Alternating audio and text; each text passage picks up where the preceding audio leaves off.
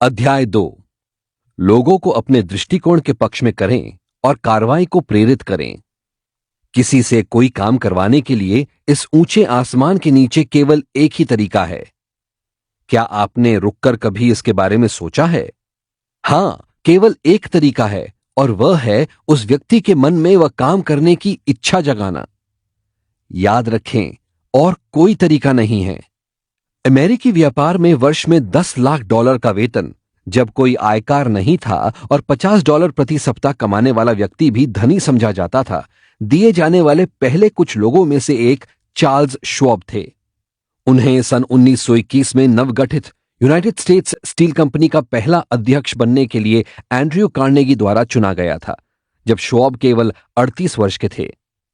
बाद में श्वाब ने उस समय मुसीबत में पड़ी बेथलेम स्टील कंपनी को संभालने के लिए यूएस स्टील छोड़ दिया और उसका पुनरुद्धार करके उसे अमेरिका की सबसे लाभदायक कंपनियों में से एक बना दिया। एंड्रयू कार्नेगी चार्ल्स श्वाब को वर्ष में $10 लाख या प्रतिदिन $3,000 से अधिक का वेतन क्यों देते थे? क्योंकि श्वाब अति प्रतिभावान थे? नहीं, क्योंकि वे स्टील उत्पादन के बारे में अन्य लोगों से अधिक जानते थे। बकवास।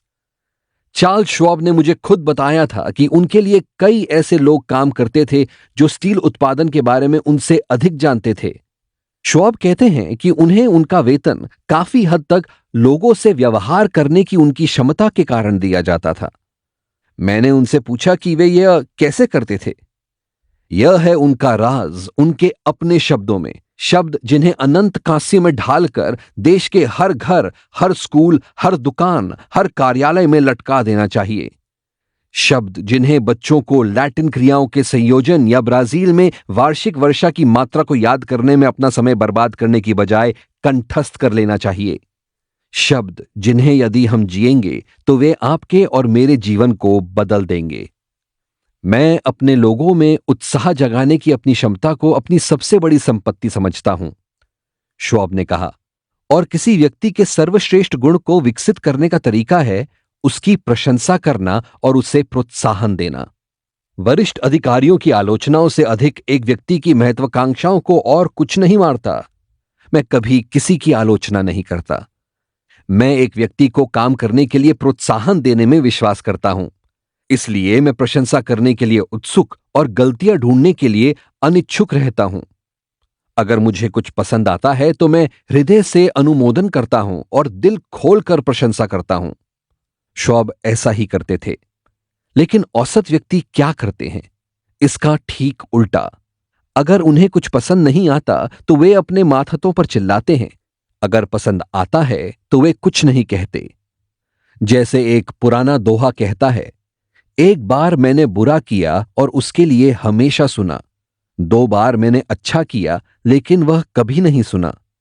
जीवन में मेरी व्यापक संगति में दुनिया के विभिन्न हिस्सों में अनेक और महान लोगों से मिलते हुए श्वाब का कहना था, मुझे अभी भी उस व्यक्ति को ढूंढना है, चाहे उसकी स्थिति कितनी ही ऊंची और महान क्यों ना हो, जिसने कभी भी आलोचना की भावना की तुलना में स्वीकृति की भावना के तहत बेहतर कार्य ना किया हो और अधिक प्रयास ना किया हो। कई वर्ष पहले 10 वर्ष का एक बालक नेपल्स में एक कारखाने में काम करता था। वह एक गायक बनना चाहता था, लेकिन उसके पहले शिक्षक ने उसे हतोत्साहित कर दिया। तुम नहीं गा सकते, उन्होंने कहा। तुम्हारी आवाज बिल्कुल अच्छी नहीं है। यह शटर में हवा की तरह लगती है। लेकिन उसकी मां, जो एक गरीब किसान औरत थी, ने उसे अपनी बाहों में भरा तथा उसकी प्रशंसा की और उससे कहा कि वह जानती थी कि वह गा सकता था। वह उसमें सुधार देख सकती थी और उसकी संगीत कक्षाओं के पैसे भरने के लिए उसने नंगे पांव चलना शुरू कर दिया।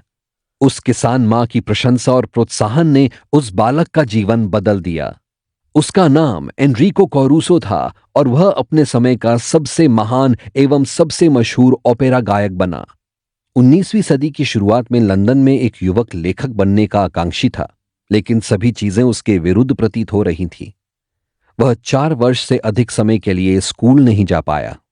उसके पिता को ऋण का भुगतान ना कर पाने के कारण जेल में डाल दिया गया था और उस युवक को अक्सर भूख की पीड़ा से गुजरना पड़ता था।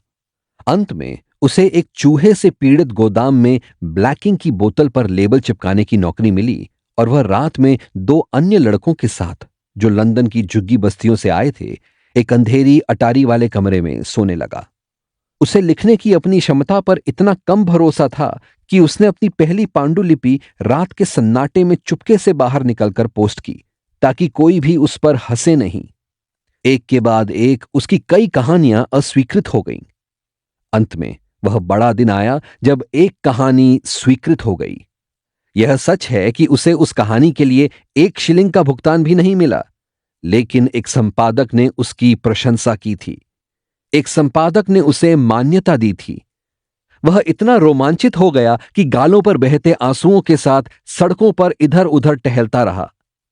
एक कहानी छपने से उसे जो प्रशंसा, जो मान्यता मिली, उसने उसका संपूर्ण जीवन बदल दिया। क्योंकि अगर उसे वह प्रोत्साहन नहीं मिला होता तो उसने अपना पूरा जीवन चूहों से पीड़ित कारखानों में काम करके बिता दिया होता। आपने उस बालक के बारे में सुना होगा।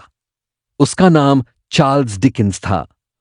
लंदन में एक अन्य युवक एक दुकान में क्लर्क का काम करके अपनी आजीविका कमाता था।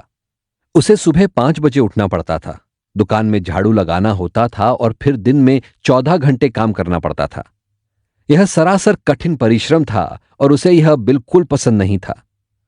2 वर्ष के बाद उसके बर्दाश्त की सीमा पार हो गई।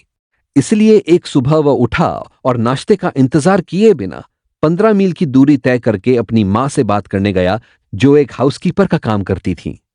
वह उन्मत्त हो रहा था। उसने अपनी मां से प्रार्थना की। वह रोया। उसने कसम खाई कि अगर उसे उस दुकान में और रुकना पड़ा तो वह खुद को मार डालेगा। फिर उसने अपने पुराने स्कूल मास्टर को एक लंबा व दयनीय पत्र लिखा, जिसमें उसने घोषणा की कि उसका दिल टूट गया था, कि वह और नहीं जीना चाहता था। उसके पुराने स्कूल मास्टर ने उसकी थोड़ी प्रशंसा की तथा उसे आश्वस्त किया कि वह वास्तव में बहुत बुद्धिमान था और बेहतर चीजों के लिए बना था, तथा उसके सामने शिक्षक की नौकरी का प्रस्ताव रखा। उस प्रशंसा ने उस युवक का भविष्य बदल दिया और अंग्रेजी साहित्य के इतिहास पर एक स्थायी प्रभाव छोड़ा, क्योंकि आगे जाकर उस युवक ने असंख्य बेस्ट सेलिंग पुस्तकें लिखी और अपनी कलम से लाखों डॉलर से ज्यादा की कमाई की। आपने शायद उसके बारे में सुना होगा। उसका नाम था H.G. वेल्स। हम अपने बच्चों, दोस्तों और कर्मचारियों के शरीर को पोषित करते हैं, लेकिन उनके आत्मसम्मान को पोषण कितनी बार करते हैं?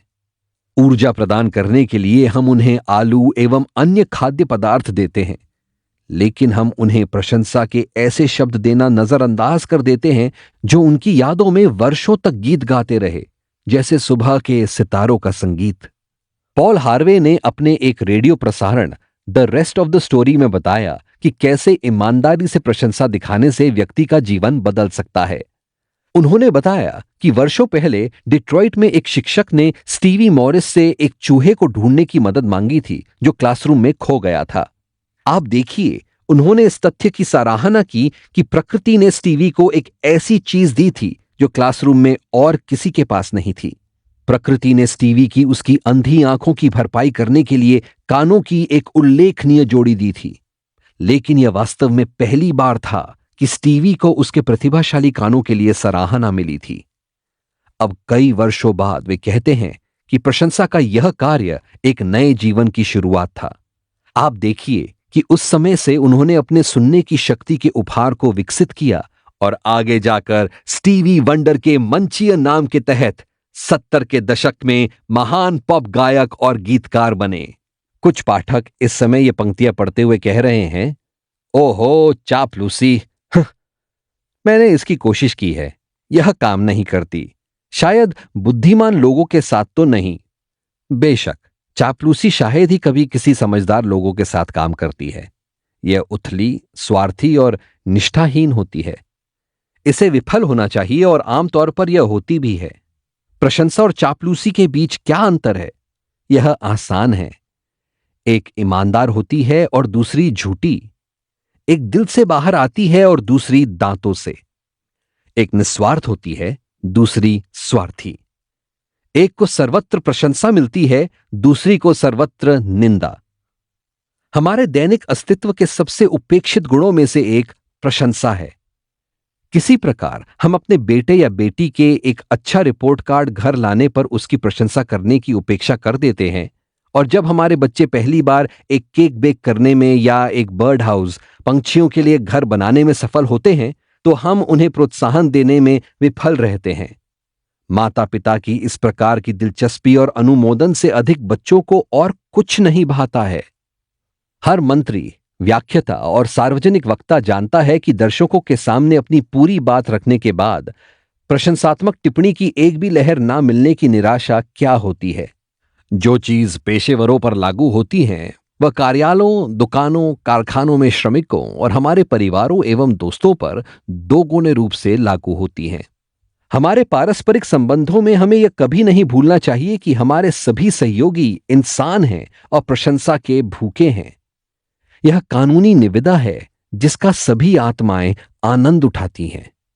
अपनी दैनिक यात्राओं पर कृतज्ञता की छोटी सी चिंगारी के अनुकूल निशान छोड़ने की कोशिश करें। आपको आश्चर्य होगा कि वे किस तरह दोस्ती की छोटी छोटी लपटें लगाएंगे जो आपकी अगली यात्रा पर गुलाब के प्रकाश स्तंभ बन जाएंगे।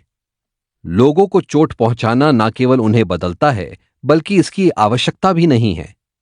एक पुरानी कहावत है जिसे मैंने काटकर अपने आईने पर चिपका दिया है, जहां मैं उसे प्रतिदिन देखता हूं।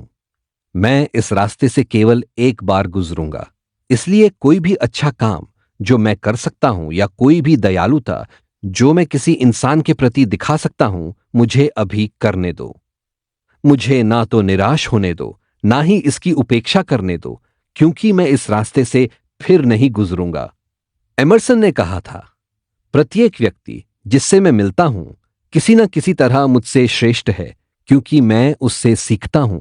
यदि एमर्सन के लिए यह बात सही थी तो क्या यह संभावना नहीं है कि यह मेरे और आपके लिए 1000 गुना अधिक सही हो? चलिए हम अपनी उपलब्धियों, अपनी इच्छाओं के बारे में सोचना बंद कर दें।